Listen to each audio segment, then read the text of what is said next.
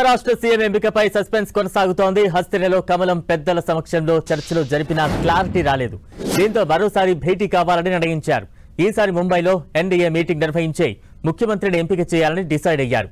December 2 లేదా 5న మహారాష్ట్ర కొత్త CM ప్రమాణ స్వీకారం చేసే అవకాశం ఉంది. మహారాష్ట్రలో ప్రభుత్వ ఏర్పాటు, ముఖ్యమంత్రి ఎంపికపై ఢిల్లీలో కసరత్తు జరిగింది. నిన్న రాత్రి అమిత్ షా, జేపీ నడ్డాతో దేవేంద్ర ఫడ్నవీస్, ఏక్నాథ్ షిండే, అజిత్ పవార్ సమావేశమయ్యారు. మంత్రివర్గ కూర్పుపై చర్చించారు. బీజేపీ 20 కేబినెట్ భర్తలను కోరుతోంది. ఎన్సీపీ అజిత్ పవార్ పార్టీ కంటే షిండే పార్టీకి మంత్రివర్గంలో అధిక ప్రాధాన్యత లభించే అవకాశం ఉంది. ఈ మీటింగ్ లో పోర్ట్ఫోలియోలపై చర్చించలేదని తెలుస్తోంది. కేబినెట్ బెర్తులపై ఇవాళ మరోసారి ఎన్డీఏ నేతలు సమావేశం కానున్నారు. ఈ భేటీకి ముందు అమిత్ షాతో షిండే ఏకాంతంగా సమావేశమయ్యారు. మరోవైపు ముఖ్యమంత్రి అభ్యర్థి ఎంపిక విషయంలో మహారాష్ట్రలోని సామాజిక సమీకరణాలను బీజేపీ అధిష్టానం బేరీజు వేస్తున్నట్లు సమాచారం.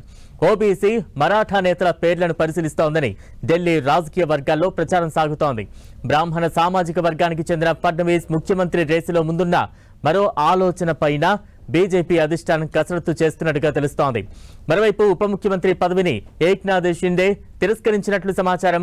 ఢిల్లీలో జరిగిన సమావేశం సానుకూలంగా జరిగిందన్నారు మహారాష్ట్ర తాత్కాలిక ముఖ్యమంత్రి ఏక్నాథ్ షిండే. ముంబైలో మరో సమావేశం జరుగుతుందని, ముఖ్యమంత్రిగా ఎవరు బాధ్యతలు చేపట్టాలనే దానిపై నిర్ణయం తీసుకుంటామని తెలిపారు. ఇక తదుపరి చర్చల కోసం షిండే ఢిల్లీలోనే ఉండే అవకాశం ఉంది. మరోవైపు ఫడ్నవీస్, అజిత్ పవార్ ముంబైకి తిరిగి వెళ్లారు.